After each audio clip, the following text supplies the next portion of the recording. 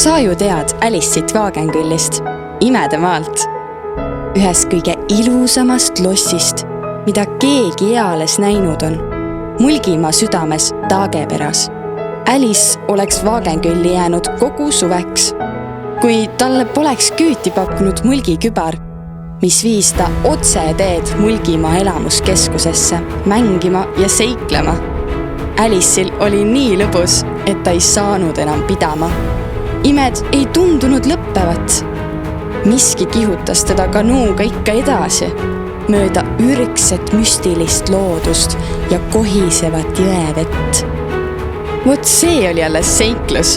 Nüüd oli aga aeg pisikeseks peatuseks, sest Alice'i pai ootasid kõige nunnumad loomad, keda tüdruk eales oli kohanud.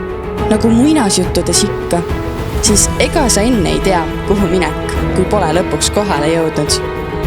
Siin ta on, kuurortlinn Tõrva, kus tõuksidega rallimist pahaks ei panda. Siis see tuli. Alice sai kutse teepeole. Oli ka aeg, sest mis suvepuhkus see on, kui hästi süüa ja juua ei saa. Suvituslinna imede hulka kuulub ka see, et alati on õige aeg vette hüpata ja mõnuleda, olgu ilm milline tahes. Ujuda peab saama. Jah, ujuda peab saama ja lõbus peab olema. Ütlen teile juba ette, et tõelised imed hakkavad siinkandis juhtuma vabaõhu vaatemängul Tõrva Loits.